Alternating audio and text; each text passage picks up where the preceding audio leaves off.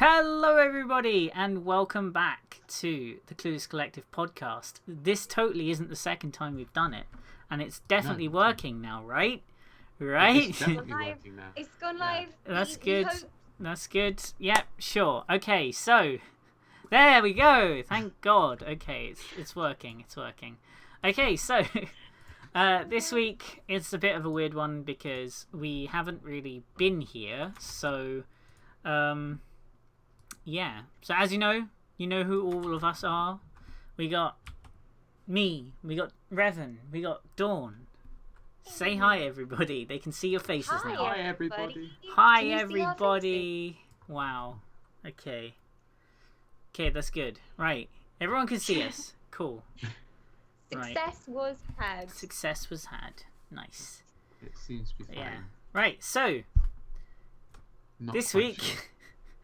in gaming, we didn't play any. Well, Revan did, but me and I Dawn did. didn't because we weren't here. No one was Guilty. here. Aliens. We We were in the were- middle of We were nowhere. away. Actually, Lothlorien Forest, We were in a visiting forest, my parents. yeah. So It was no very internet. weird. Rip. Yeah, it was not fun. It was Revan not was fun. the only one who played anything interesting this week. Yes. Yeah. Just a side note. I think it's buffering quite badly on Twitch. Oh dear.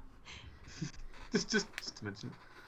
It's Rip. fine now. Oh, it is fine now. Yeah. Okay. Right. Good. Carry on. Okay. Right, So, Witcher. So Revan. yes, I played The Witcher 3 for quite a long time over the past week, trying to get it finished because I was at the end game really on the DLC for the Blood and Wine, and I am saddened and Rip. kind of emotional when I finished that game. It was such an experience, and it was such a really good game actually. It's up there with KOTOR for me because KOTOR's like one of my favorite games. Yeah. So for The Witcher to be up there with the best is just Up with incredible. KOTOR for you? Oh my God! Wait, I KOTOR? know. Did somebody say Star Wars and Revan in the same sentence? Oh my I know. God! Oh, Jesus. It's not a Revan doesn't coincidence. like Star Wars. No. Yeah, Star Trek, No. man. Star Trek's where it's at. Good one. Good one. It's That was funny. I know, I'm quite funny. But anyway, yeah, the DLC. So I would very much recommend getting I think it's the Gold Edition or the Game of the Year Edition, because the first DLC, Hearthstone, was quite small compared to Blood and Wine, but it was still story-wise probably better than. No, I wouldn't say better than the story, but it was seriously up there with the best. But I think Blood and Wine was such a DLC to be reckoned with because it was just perfect in every sense. The story was just fascinating. You kind of had to kill a load of vampires, which was fun and very, very hard.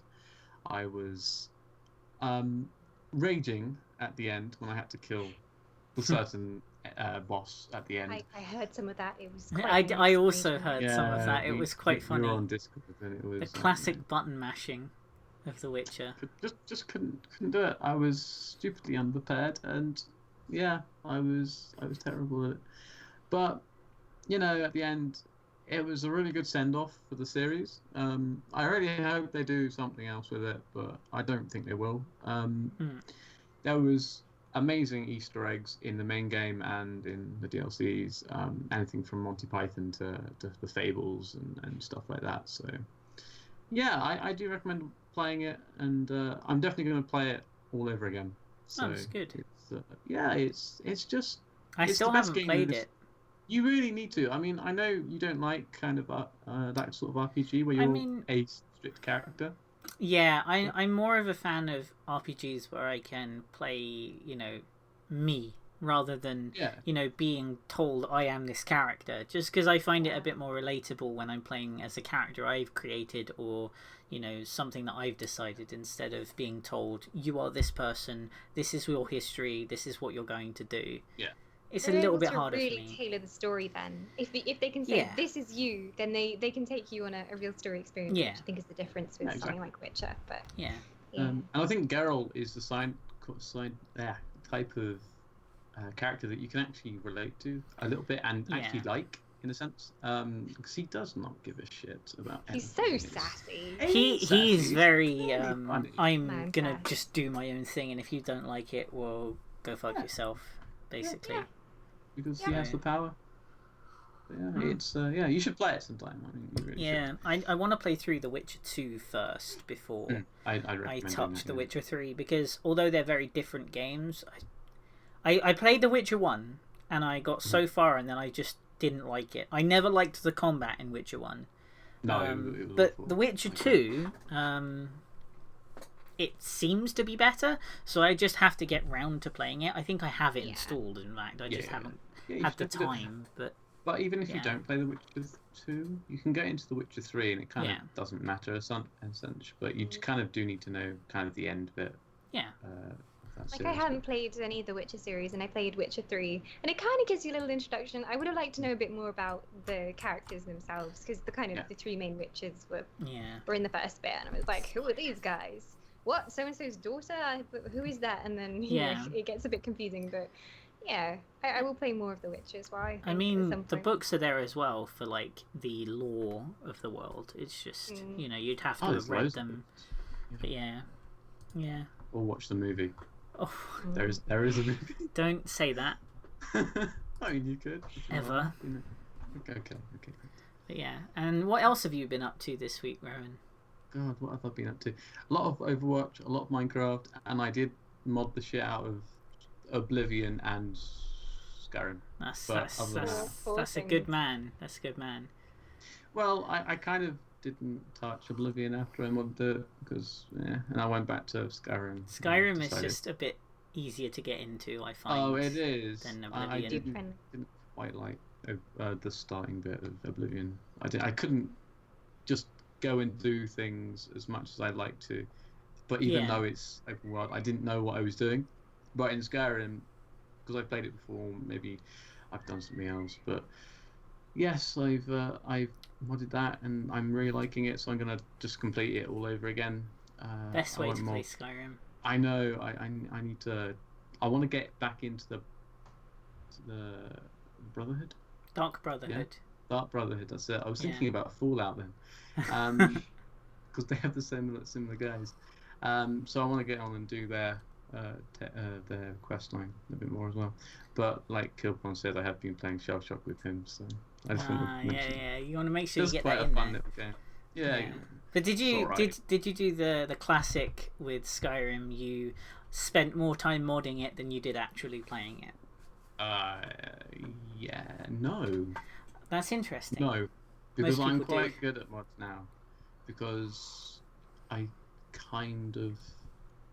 Because I did what you did. I went for the mod organizer. So I just made sure I did everything right, and I just could just install it quite quickly. But did you go for like a specific set of mods, or did you have a look around the Nexus and just pick? I didn't whatever? have a little, kind of. Yeah. But I knew which ones. You knew which ones you were getting. Yeah, most people who mod Skyrim, like very frequently, they'll just get a bunch of mods they've never like seen before, and just like throw as many of them in as they can until they've finished, and then by that point they've spent 10 hours modding the game and haven't booted it yet because so many mods to pick from. Just like the one that turns all the dragons into Thomas the Tank Engine. Yeah, it's the best.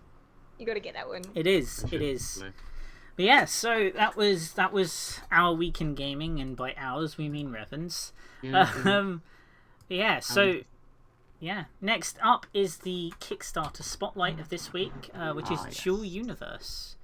So we've spoken about this before. It was our first podcast. Was that our first episode? Episode 1, E3. So. There you go. Yeah. Must have been announced then. Yeah. So it was like announced in the shadows. So the basic premise is it's a like a sci-fi MMO thing. But it's a bit like Minecraft. It's a bit like Minecraft, but in space, but not space engineers. Yeah, no. And everything's in one world. There's no like phasing or anything. You can literally do anything.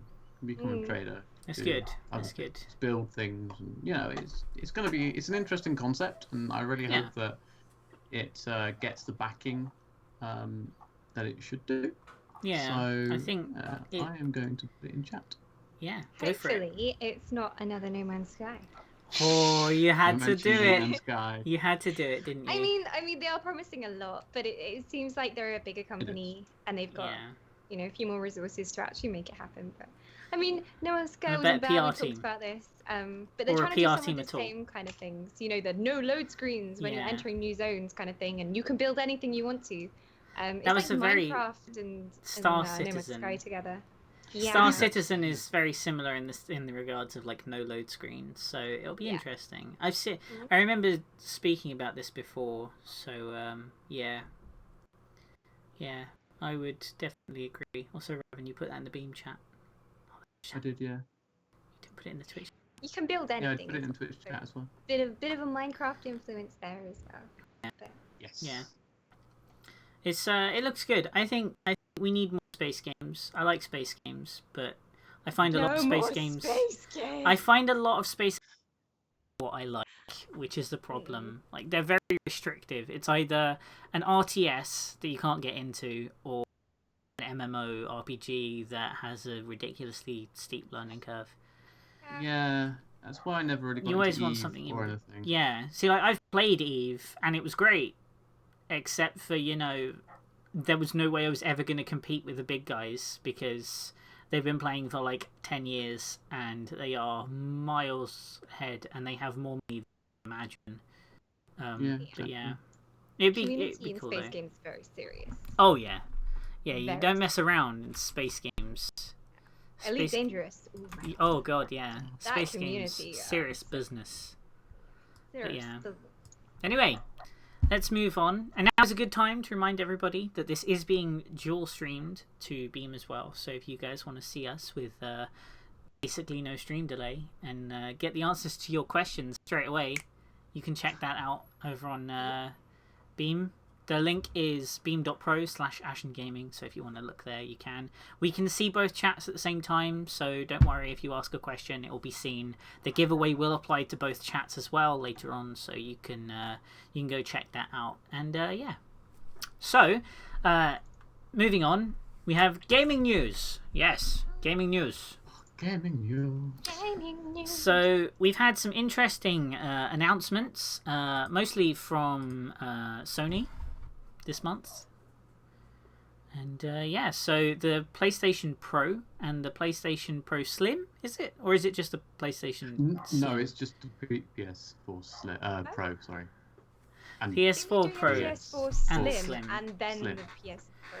Well, actually, technically, the PS4 Slim isn't a PS4 Slim, it's just a PS4, but smaller. But just smaller. Because they're not putting the Slim at the end when they're actually selling it to you. It's just a base model PS4. Right. So they're just upgrading the base model, basically. Well, they're making it smaller. It's not. It's not a upgrading. PlayStation Pro Slim Mini, small version. Everything. So what you Yeah. Yeah, definitely. But yeah, the PS, the Pro is certainly an interesting announcement. Everyone was hoping it would be this amazing console that they all thought the Neo would be, but it's turned out to be this. Then you remembered it was a console. And and I was thinking I was going to go for the Pro or the Neo when it was first kind of announced that they were doing it. But I do think I might get it next year. But you've got to realise that if you've got a 4K TV, which is what they're, advertising, that this is going to be 4K gaming. Wow. No. It's not 4K gaming. It's 4K video streaming.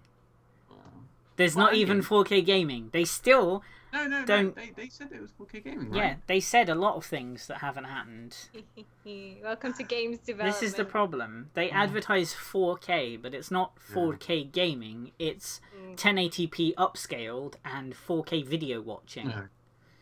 Which it still is, It's still amazing. I mean, they keep using it as a selling point, but it's like you've literally had the same thing in all three consoles that you've released.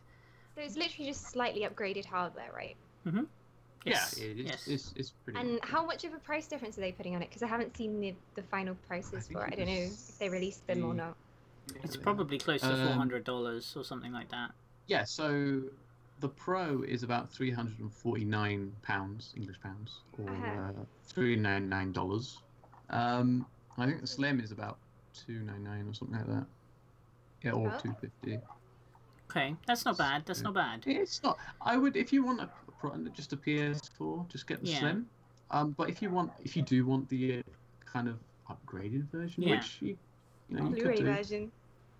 Yeah, you could get it. But if you wanted to do 4K, streaming, you could, but only if you have a HDR port on your HDR thing on your 4K TV that most people don't have. Exactly. I have 5 4K TVs. Yeah. Oh dear. It's interesting. I hope eventually people will realize that no matter how good a console is, PCs will always be better. Yeah, and for the same price as well, you can get something that matches the same performance for the same price, but it's just a case of actually taking the time to look it up. But hey, there's always going to be exclusive games though, so that's for me, that's the only upside to getting a console is playing PlayStation exclusive games. Uncharted and Journey and exactly. Console exclusives. Yeah, luckily most of the good games are on PC, so it doesn't matter for us because we're all PC gamers mostly. We play consoles from time to time, but primarily we're PC gamers. So but so that's the PlayStation updates. Yeah, and next up is a pretty big one. So Blizzard's Chris Metzen, who you may know from lead designer, writer, right? He was a writer for World of Warcraft, StarCraft. I think he had a part in. He did Diablo's writing as well, and he retired. He's 42 and he retired, and nobody was expecting it, and it's a pretty big deal for Blizzard. So most if you've played a Blizzard game, chances are you've seen his writing without realizing it. He basically wrote the entirety of Vanilla WoW by himself. And then as it's progressed, he's had, a couple of people work on it with him, but primarily World of Warcraft's writing was all him. He was at Blizzard from the very start. He drew the world map on the wall. They were like, "Oh, what are you thinking for the world?" And he literally turned around and just went, "Oh, I think we'll have something here and then something over here as well." And I was like, "Okay, genius much." He's amazing, and he he's pulled the it face off. of Blizzard. Very much. He does all of their BlizzCon announcements, and he's always there with Jeff Kaplan as well, who's I think isn't. Jeff Kaplan is their vice president or something of Blizzard. So those two worked very closely together, and he also had a part in Overwatch as well to some extent. Jeff Kaplan was the lead, but Chris Metzen worked on it with him. But Metzen's always the charismatic one. You'll see him at press conferences and game events and stuff, and he's just the guy. He's the guy who you can ask about anything, and he can probably tell you because he's probably worked on it. Oh yeah. And so his retirement was kind of a shock to a lot of people because he's only 42, and a lot of people kind of just assumed that it was because he had so much money now that he doesn't need to work there anymore. But I think it's true, but I don't think that's the reason because he's recently just had a child. Well, not him, obviously, but his wife. But they had a child, so he's pregnant. He was pregnant. It was an awful encounter, But so he had his kid and he's retired, which is a big deal for the Blizzard scene of writing because now he's going to be passing on his work to somebody else. His life's work is now going to be in the hands of somebody else, and that's a big deal, especially when it comes to massive games like World of Warcraft and Diablo and stuff like that, because he's giving up his livelihood. Yeah. I saw his post on the Blizzard forums where he basically said goodbye and the reasons why he's leaving. And it was very emotional, and it wasn't, for, money reasons or whatever. And he said literally, I'm done with this. I want someone else to have fun with these worlds and make new things. Just like, well, this time in my life is over, but it's a chance for somebody else to carry on what I've done. So yeah, it's a nice idea. It's a nice idea. And I think a lot of the games that he's worked on could use a bit of fresh influence, some fresh creativity, because people have said that the storylines nowadays seem to be getting a bit stale, and that's not necessarily a bad thing, but it's a good idea to bring someone else into this game's writing now. So I think it'll be interesting to see where it goes, and I think he's gonna move on. He might come back. He could come back. I doubt Blizzard are gonna be like, no, you left. Sorry, don't come back. He can literally saunter in like 20 years from now and be like, hey guys, fan's doing a bit of writing, and they'd be like, yeah, sure. Yes, here's a massive paycheck and a desk in an office that's just for you. Yeah, it's definitely. He might do other things as well. He might do writing. He might write a book, like you suggested earlier. Yeah, like I said, I mean, he might do writing for web pages, or he can do anything, in the gaming industry now. Yeah. And that's something that isn't, hardcore game programming or writing or whatever. So we won't see the end of him. No, definitely not. He'll be with a name like that, he could do anything. That's the dream. Yeah, he has a very good reputation behind him. Yeah, he does. Yeah. So that's that. Other news in the gaming world is Bioshock, the collection, system requirements came out.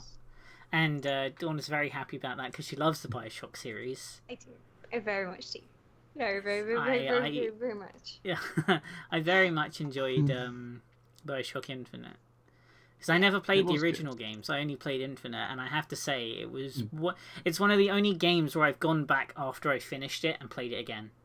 Yeah. Very few games do that for me. Yeah. You go back and you're like, oh my god, that's so clever. Like, not giving any spoilers or anything, but even the first scene, like, you suddenly realise everything, and you're like, oh my god, I didn't realise that was a reference makes to so that. much sense. Oh my god. Yeah. Same thing with the first game. If you go back after the twist, it really, you see it in a whole new light. So definitely worth doing. Bioshock games will definitely hold a very special place in my heart, because although I didn't play them over and over and over and over again, I did play them once over after I'd finished it, and I have to say, Bioshock Infinite especially was some phenomenal game. I just can't explain it. It was so good.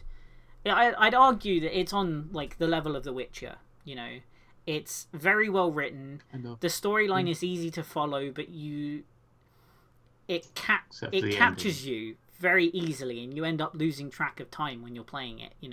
The characters are so unique and stuff like that I think it will definitely be good to see the whole collection re-released and remastered and all that. So you're supposed to get it free if you already own the games, but there's a little bit of iffiness over that, because you have to either have not the receipt, but proof of purchase from an actual store, or the email that they sent you from the Steam store confirming your purchase, which a lot of people won't have because it was quite a few years ago.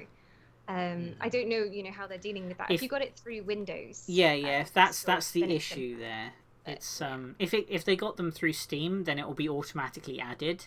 That's not an issue. It's just for if they purchased it outside of Steam, which is because Games for Windows Live doesn't exist anymore. So people who bought it on there can't use that sort of that's when they'd need the email. But I think it's good. I'm looking forward to playing them again because they're a good set of games. You should definitely play 1 and 2, Ash. You should play the remastered editions on stream. Yeah, I should. I should actually. That would be quite fun. I would watch that. I bet you would. Yeah. But yeah. So that was Bioshock the collection. Next up is Denuvo. So many of you gamers will know what Denuvo is. If you don't, it is a DRM program that is coded into a lot of games nowadays, and it's supposed to be piracy proof. It's meant to be something that can never be cracked by pirates and basically prevents their games from being torrented and uploaded and such. Well, after a year of Denuvo actually working and games not being cracked, it has finally been cracked by a group called Conspiracy. And to prove that they have cracked it, they have announced that they are releasing a new game every 15 days cracked using Denuvo. And we've already seen that Doom has been completely cracked, so that's completely playable now. Rise of the Tomb Raider as well. Just Cause 3 is rumoured to be being cracked as we speak, and being released very soon as well. So I think it's a big deal now, because Denuvo has had a lot of distaste for it. Like, people don't like it because it causes a lot of problems for like legitimate consumers. One example being the fact that if you run Denuvo, you can't play games offline at all, even if it's only single player, because the way that Denuvo works is it does an activation check every 30 or so days to check that you are valid. Problem is you can't load up a game, even if it's a single player offline game, without being connected to the internet, because it won't let you run because you can't do the activation check. And a lot of people do not like this DRM, to the point that they just won't buy a game with it included. Now we might not be seeing it so much because of this fact that it's been cracked, and it's been proven to be cracked. Some of the biggest games that came out last year are now perfectly available to torrent, which is wasn't Tomb Raider uncrackable? It was arguably, it was literally one of those games that they had publicly said that it was uncrackable. It was uncrackable, yes. It was one of the very first to ever use Denuvo, and it was also one of the first to be cracked. So, well, there we go. Yeah, so hackers were like, yeah, here's a challenge. The Russians basically, yeah. It's always the Russians, like, they're amazing at hacking. Basically, so it's going to be a matter of time, I think, before we stop seeing Denuvo. Thing is developers will still try and pay for it anyway, but it's really anti-consumer. Like, even people who will never torrent software in their lives, they absolutely hate it, will never touch it, still don't like Denuvo because it causes more problems for them than it does for the pirates. Now that there's a method out there that works, it's going to be interesting to see how long it lasts, because I think developers are going to catch on now that it might not be as effective as they once thought. They need to try and make something that's consumer friendly as well as protecting their games. Unfortunately, that's not really going to happen, just because of the way you can't have something that's consumer friendly and also blocks off game features.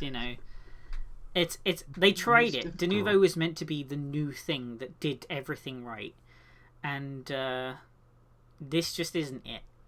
It was close. It worked for a year, but it was only a matter of time. Well, I guess that's the internet for you. Yeah. But anyway, in more fun news, Oculus just announced their Facebook integration. It will now include many features that you will all love, such as any of your Facebook friends will be able to have you as Oculus friends by default.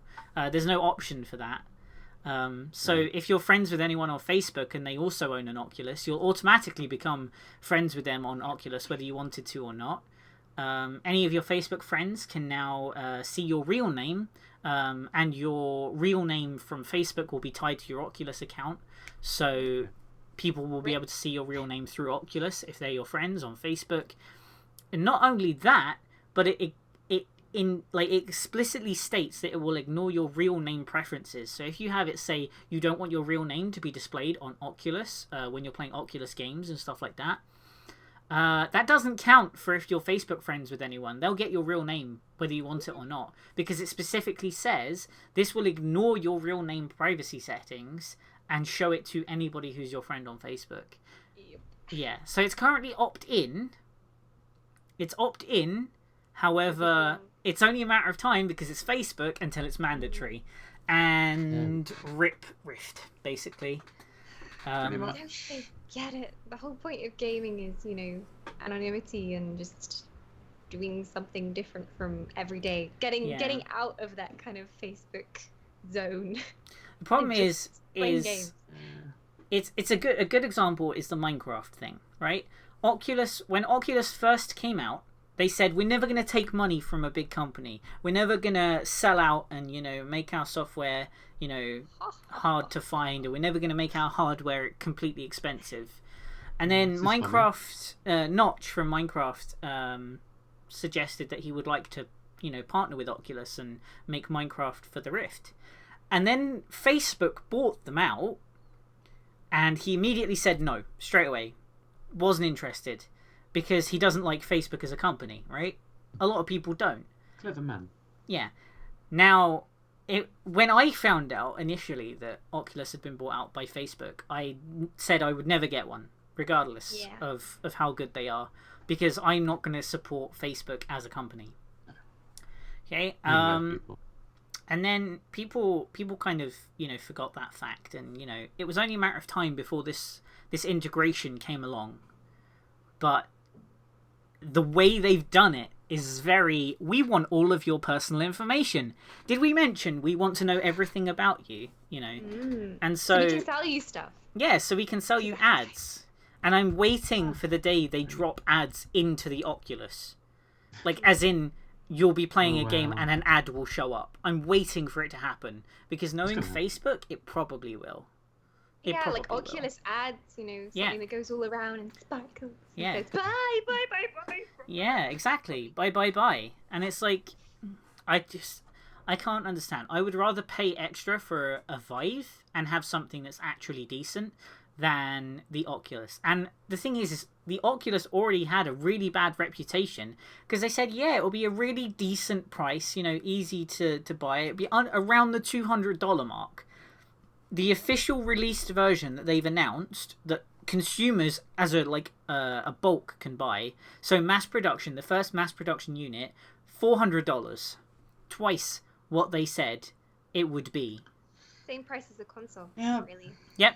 And you need a very powerful PC to use virtual reality anyway.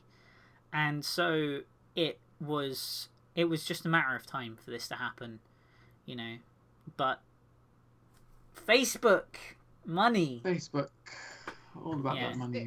And don't forget the Oculus exclusive stuff as well.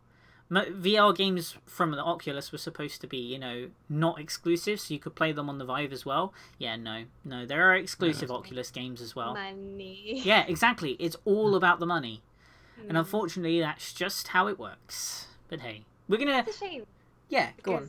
It does have really good technology, the Oculus, and it does. kind of, blazed the trail for VR technology. Yeah. And then they were like, is that some money over there? Let's go have a look at that. And give me some of that moolah. I mean, I don't think it's going to be as bad as we're saying. We're probably catastrophizing, but it's a good direction. It could go that way, and that's why it's scary. Yes. Yes. So yeah, we'll move on from that though. We'll go to something a bit nicer, friendly times. Stardew Valley is getting a new update. Woo! So Stardew Valley is getting their 1.11 update, which includes lots of things. New farm designs, new people to woo and marry. I know Dawn's going to be all over that. It's all about that Penny, isn't it? Yeah, I like Penny. Penny's my waifu. Penny's definitely my waifu for Stardew Valley. But yeah, so they're adding a bunch of new content, and I think they're adding new crops as well. But I think they're working on trying to add more to the story, because as it stands, Stardew Valley, when you finish the main storyline, there's a little bit more you can do, but past that, it kind of just hits a point where you're just doing the farm stuff for the sake of farming. There's not anything to do. It's how much gold can you make, or how big can you get your farm, or how efficient, or how pretty. That's the sort of thing that it's going towards. So it's nice to see a new update to bring some more life to it, because I liked the game when I first got it. I played it for 15 hours straight. Yeah. Accidentally, but I played it for 15 hours straight. And Dawn, you've played it. You thought it was really good. It's really good. It's very chill. As soon as you play it, you're just sucked into this void of chillness, and the time passes in a strange way, and then you realize, oh my god, it's been 4 hours. What happened? Where did the hours go? Yeah. Where did the hours go? But yeah, really, really good. Yeah. It did go stale for me though. I played a little bit of it, but I just couldn't. There was not enough there. I couldn't get through the farming stuff. If I wanted to do farming, I'd get Farming Simulator. It's not. Though it looks pretty, and I mean, I know why people like it, but yeah. I think I know why you don't like it, because like you can't build your own stuff. You like having your own stuff and like it being you who's explored it and you who's made it and everything. Yeah, exactly. Anyway, you know, and that's fair enough. You know, it's good. It will be good to see some more content to it, because I really do like the premise of the game. I like the fact that I can just play it and relax. You know, the first day I got it and actually sat through it was basically, you know, I was feeling a little bit ill. You know, I didn't really have much energy. I was very tired, and I turned off all the lights. I put on some nice relaxing music. I sat down, played it, and I played 15 hours without realizing, you know. And it really was genuinely one of the first games I've played in a long time where I played that long without noticing. Yeah. Like, I had no concept of time. It was crazy. But yeah. Farming life. Yeah. So that was Stardew Valley's update. And that was the end of gaming news. So now we're on to the fun part of the podcast, because everybody loves these. It's freebies. Freebies. So this week's freebies are The Crew has been released as part of Ubisoft's Club 30 thing. If you haven't seen the previous episodes, every month Ubisoft is giving away a free game until December. So this month's is The Crew. So The Crew is a game that came out a very long time ago. I can't remember exactly when it was. Thank you, Revan, for linking it. But it's very highly rated. You know, people love the game, and you know, a couple of people that we talked to have like played it and said it's really fun. So you should go check that out. The link is there. Thank Revan. Thanks, Revan. There you go. It's alright. Yeah. Just do my job. And so if you guys are interested, you can go and get that. All you have to do is sign into your Ubisoft account on the website. You don't even have to open the client. You can just log in on the website, click a button, and it's yours. You have it forever. You know, why would you not do it? So that's that. And we're also doing a giveaway this week. So the giveaway this week is for Space Engineers. So this is a very, very popular game. Where basically Minecraft in space. It's really fun, actually. It's very fun. You know, if you haven't seen it before, there's loads of cool stuff you can find on it. YouTube series are great because it's one of those games where you can either play with a group of friends and have like loads of fun, but even playing on your own is pretty fun as well, because you get to build different spaceships and stuff like that. So if you're interested in that, all you have to do is type in the chat !space, and we will add you to the giveaway, and then we will pick the winners very shortly, and then you get a chance to win the game. So if you're interested, go do that quickly, and we'll enter you in. But yeah, and that moves on nicely to the question of the week. So this week's question is based on the Oculus that we spoke about. So the question is, do you think Facebook integration in Oculus is a good idea? Let us know. So you can type in the chat and let us know what you think, and we will talk about it.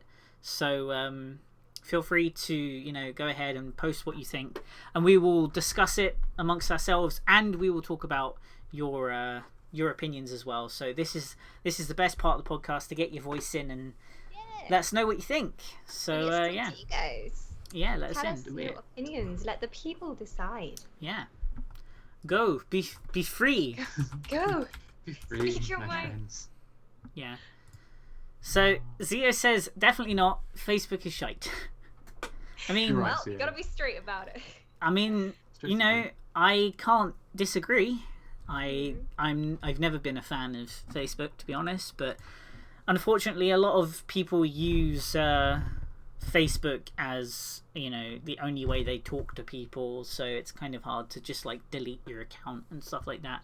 I've got very close many times. I just can't do it because it's more hassle than it's worth to delete it, which means that they basically know everything about me. That's how it works. For normal people that don't play games, Facebook is basically a game, because they'll be like, oh, I wonder what so-and-so's up to. Oh, did somebody poke me? Oh, I better find out who poked me and poke them back. Oh. But yeah, you scroll down your Facebook page these days, and it's literally just videos Yeah, videos or videos, people posting stuff posts. that makes you wonder why you're their friend. There's an advert every 4 or 5 posts. Yeah. Typically.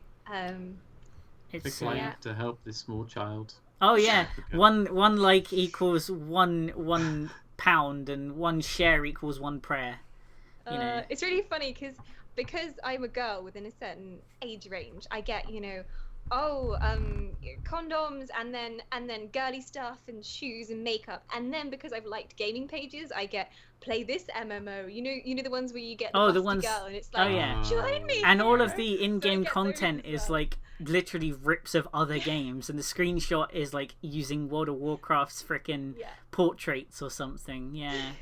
So it's pretty hilarious, like the mix of stuff I get, the mix of crap they try and throw at me. It's like Yeah, Captain Illusio says Facebook integration in VR, that sounds like a horrible thing to do. And that's because it is. I think we all agree that it's a bad idea to have any form of Facebook is a conglomerate. It is a very big company, and they don't just do Facebook, they do a lot of other stuff behind the scenes. And having that linked to gaming alone is a bad idea. Having it linked to VR is worse. Yeah. Because they... Now, no references in here. People won't get it. But, it's not... I don't think it's a good idea, personally. I think it's asking for trouble. You know, what happens when Oculus's site gets hacked or something, and everyone's personal information is out because they're linked to Facebook, you know? It's just asking for trouble. I don't think real names to do with anything internet or gaming related is ever a good idea. Yeah. Like, you should have a username and that should be it. Like, when Blizzard introduced Real ID, I was really worried. I thought that was going to go pear-shaped. Yeah. But they did make it so that you can choose whether you want somebody to see your real name or your battle type name. So, I mean, that was the option they gave you, but I don't know if Oculus is going to do that. Well, the thing is it's opt-in, but as soon as you accept those conditions, and a lot of people will without looking, is everybody who's your friend on Oculus, who is also your Facebook friend, will have your real name. Now, in fairness, a lot of people won't mind that necessarily. No. Because they're already friends on Facebook. But the worry is that that's not going to work properly, and maybe someone who adds you on Oculus gets a little message that says, oh, your friend so-and-so is also on Facebook with this name. And then that's it. Your name is out there, you know? And it's only a matter of time before it starts getting exploited, because that's what people do, unfortunately. Like the Steam thing. Like the Steam thing, yeah. So, we'll see how that goes. As a reminder, guys, we're about to pick the winners for the giveaway, so if you are interested in winning a copy of Space Engineers, type in the chat !space. If you've already done it, you're already entered, so that doesn't matter. I have everyone's names down, but if you want to enter, type it in and we can add you to the giveaway. And it's your last chance, so make sure you get in there. It's a really cool game. I'd highly recommend it. And probably one of the best games we've ever given away, I think. I think it's one of the better ones. Yeah. It's one of the most well known as well. So and this is a good reminder to everybody that every week, every Wednesday at 7:30 BST, we're going to be doing this podcast, and we will always give away a free game every week. So if you are interested, make sure you follow the channels so you know we're here, and we will give away a game every Wednesday, 7:30 BST, and it's pretty cool. So is everybody ready for the giveaway? All right, so giveaway entries are now closed. If you type in the exclamation mark, it won't count. So here we go. Is everybody ready? Can I get a drum roll? Drum roll. There we go. And the winner is 1MCC on Twitch. Hey. Congratulations. So congrats. Don't worry, we will get your code to you very soon. We'll get it to you after the podcast. Make sure you type in the chat so we know you're here. And as always, if you are interested, make sure you check out our YouTube channel as well, because we have all the previous episodes of the podcast there. So that's really cool. And, you know, make sure you follow Dawn's Twitch channel, which you're probably watching on if you're on Twitch, and my Beam channel if you're watching on Beam, and you'll get to catch us every week, Wednesday, 7:30 BST. And yeah, we give away a game every week. Talk about gaming news because we love games. And yeah, so congratulations. Hopefully everyone had fun this episode. We won't be around next week because unfortunately me and Dawn are going to be at EGX. So if you are interested in seeing what we're up to there, you can go and subscribe to Dawn's YouTube channel. And we'll be uploading a bunch of videos from while we're there. So, you know, all sorts of content, you know, vlogs. And we'll also have some, you know, videos of the show floor and cool games and stuff like that. Might even get some interviews in. We don't know. But we'll see. Because we're there for the whole time. We're there for the full 4 days of EGX. So go subscribe to Dawn's YouTube channel if you want to see the content from there. And then we'll be back the week after with episode 10. Which is a very special one because... you know, we're brand new and we've been wanting to do this for a while, so it'd be nice to be nice to get going. So hopefully everyone enjoyed. You guys want to say anything else before we end? Yay! Okay. Yay. And yeah, so that's all you have to contribute. So yeah, thanks for coming along, guys. We really hope you enjoyed the episode. Make sure to check out the previous episodes if you haven't. And we'll see you guys very, very soon. So, bye-bye. Bye, everyone. Bye. Thanks for watching. Bye. Bye.